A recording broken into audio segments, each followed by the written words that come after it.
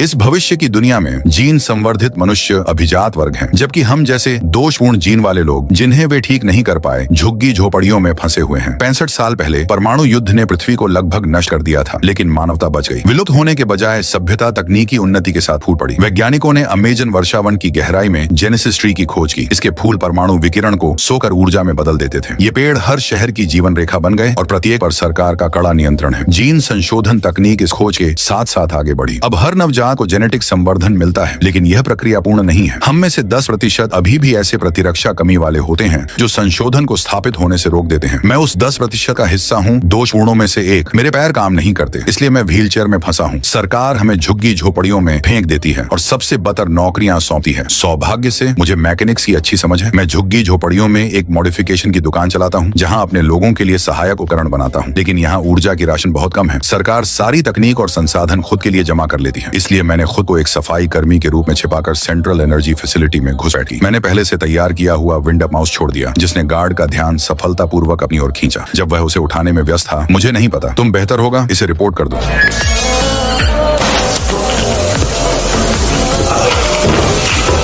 मैंने उसकी जेब से एक्सेस कार्ड चुरा लिया। काम के क्षेत्र में पहुंचते ही मैंने वेंटिलेशन सिस्टम से स्लीपिंग गैस जोड़ दी। कुछ ही मिनटों में अंदर के सभी लोग बेहोश हो गए। मैंने गैस मास्क पहना और सीधे उस जेनेसिस ट्री की ओर बढ़ा जो पूरे शहर को पावर देता था।